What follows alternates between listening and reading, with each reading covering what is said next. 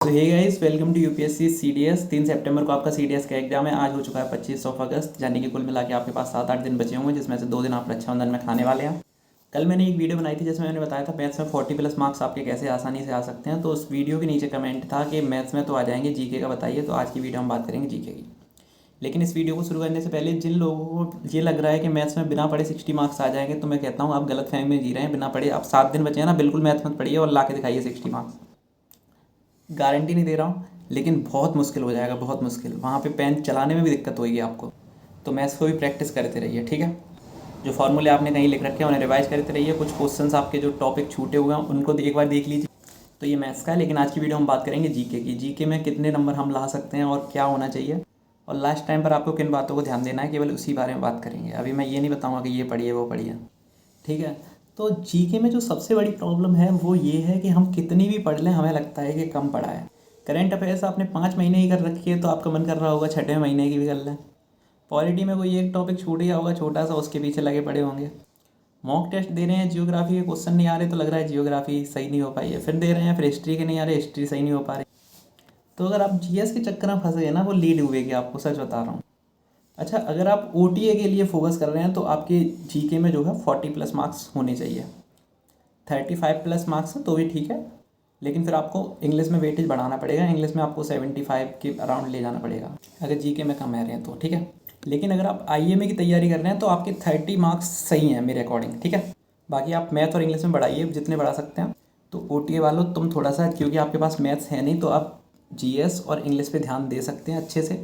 लेकिन AFA, IMA, INA वालों के लिए मैं ये कहना चाहूँगा, आप जीके को जितना हो सके लिमिटेड करिए। जितना पढ़ लिया है अभी तक, जितना पढ़ लिया है उसको ही रिवाइज करिए, जितना हो सके उतना रिवाइजन करिए।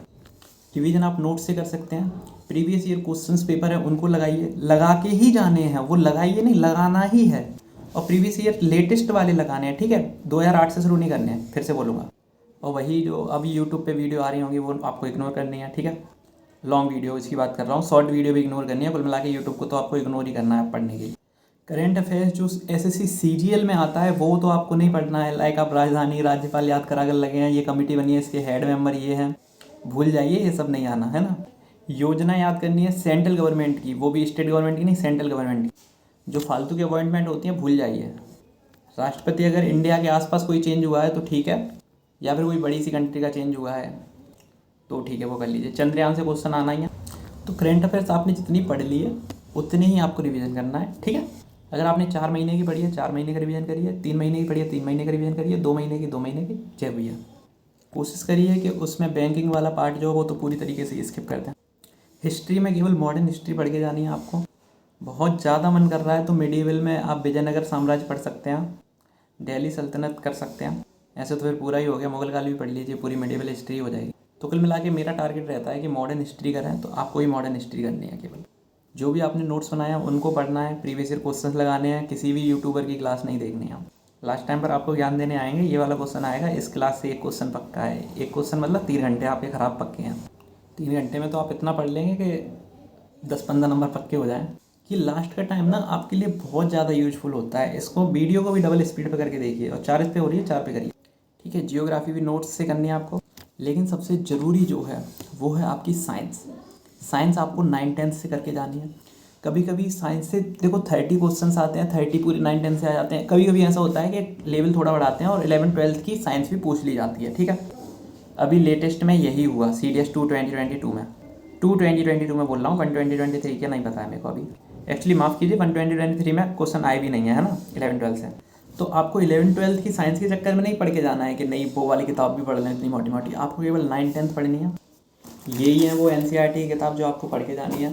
और इन किताबों के अलावा मेरा बात मान के रखिए कि अगर आप इन किताबों पर ध्यान देंगे ना तो कहीं से भी आपको गारंटी नहीं है कि इस टॉपिक से क्वेश्चन आएगा, इस टॉपिक से आएगा, इस टॉपिक से आएगा। लेकिन इन किताबों से क्वेश्चन आना बहुत आसान है। इन दोनों किताबों को जितना हो सके रट लीजिए, तमीज़ से रट लीजिए। इनके प्रीवियस ईयर क्वेश्चन जब तक आप नहीं लगाएंगे तब तक दिक्कत होने वाली है भाई। आप इन किताबों को कितना भी पढ़ लीजिए और आप प्रीवियस ईयर क्वेश्चंस नहीं लगा रहे हैं, आप क्वेश्चंस कर ही नहीं सकते, क्योंकि आपको पता ही नहीं है किस प्रकार के क्वेश्चंस आ रहे हैं।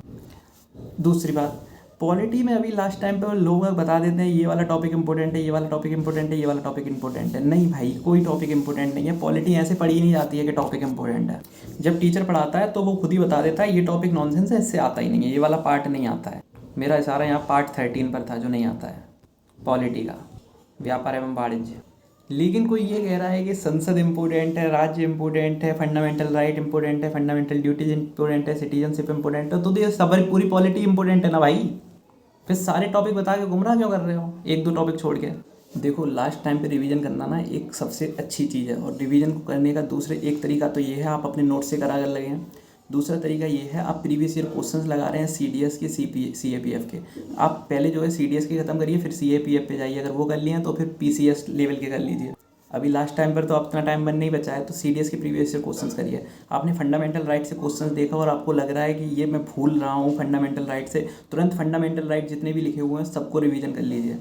फिर आपने क्वेश्चंस देखा फंडामेंटल ड्यूटीज से आया हुआ है, आपको ड्यूटीज नहीं पता है कौन कौन सी हैं, तो उनको एक बार देखिए अपने नोट्स में या फिर कहीं और से देखिए और रिवीजन कर लीजिए।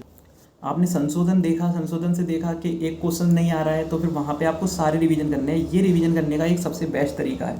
इससे आपके प्रीवियस ईयर क्वेश्चंस भी हो जाएंगे और आपको ये चीज़ पता होगी कि आप कहाँ भूल रहे हैं। मान लीजिए आपको फंडामेंटल राइट बहुत अच्छे से पता है और आप बार बार वही रिवीजन करते जा रहे हैं, तो फालतू है, क्योंकि वो तो आपके दिमाग में बस चुके हैं ना।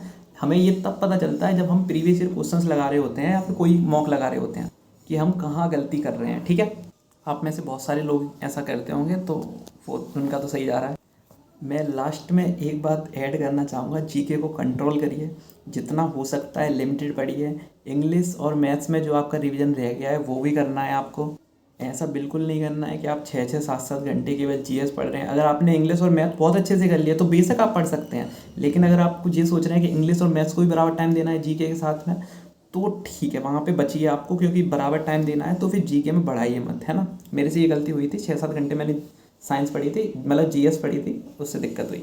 थर्ड अटैम्प्ट की बात कर रहा हूँ, जिसकी वजह से मैं फेल भी हो गया था। और GS में नंबर कितने आए थे? 30+। और हाँ, एक बात और, जिन लोगों के नंबर 50+ आते हैं तो आप उनका पहले एक बार बैकग्राउंड चेक करिए कि वो किस बैकग्राउंड से। मेरा मानना है कि CDS में जिसके भी 50+ मार्क्स आ रहे हैं GS में, वो या तो कोई अच्छी यूनिवर्सिटी से पढ़ रहा होगा, या अभी उसका बैकग्राउंड इतना सही होगा कि उसका एक टॉपिक कम से कम अच्छा हो चल रहा होगा। जियोग्राफी जैसे पूरी अच्छी पढ़ से याद हो, हिस्ट्री BA MA कर रहा हो, कुछ भी ऐसा।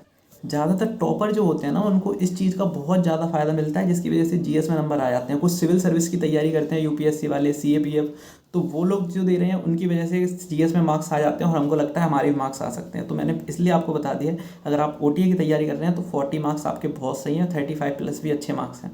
और आप IMA की तैयारी कर रहे हैं तो 30 मार्क्स भी आपके गुड इनफ हैं। ठीक है, और ये तभी आ पाएंगे जब आपने टॉपिक कवर कर रखे हो। देखो इकोनॉमिक्स का मेरे को कोई भी आइडिया नहीं है, क्योंकि इकोनॉमिक्स मैंने कभी पढ़ी नहीं है। मैं भी कहना चाहूँगा, अगर आपके पास में 11th-12th में इकोनॉमिक्स थी तो पढ़ लीजिए, नहीं थी तो फिर आप इग्नोर कर सकते हैं, कोई बात नहीं। बाकी मोटा मोटा तो यही है कि 9th-10th आपको साइंस अच्छे से कर, पॉलिटी, हिस्ट्री, जियोग्राफी को अपने नोट्स रिवीजन करना है, और रिवीजन करने के बाद में आपको प्रीवियस ईयर मॉक लगाना है, और वो चीज़ रिवीजन करनी है जो वहाँ पे दी हुई है, जो आपको नहीं आ रही है। अगर आपको फंडामेंटल राइट का ऐसा क्वेश्चन पूछा गया है जो आपको आ रहा है तो रिवीजन मत करिए। फंडामेंटल ड्यूटीज का क्वेश्चन पूछा गया आपको आ रहा है, मत करिए। संशोधन से क्वेश्चन पूछा गया नहीं आ रहा है, रिवीजन कर लीजिए। पूरा रिवीजन करना है, केवल वही टॉपिक नहीं, ठीक है, मतलब वही क्वेश्चन नहीं, पूरा। और करंट अफेयर्स लेटेस्ट पढ़ के जानी है। अभी अगस्त का करंट अफेयर्स तो भूल जाइए, जुलाई का करना है, जून, मई, अप्रैल, ये 4 महीने का करंट अफेयर्स मोस्ट इंपॉर्टेंट है। ठीक है, तो आज की वीडियो में इतना ही। वीडियो पसंद आई है तो वीडियो को लाइक करिए, चैनल को सब्सक्राइब कर सकते हैं। जय हिंद, जय भारत, और best luck for your exam.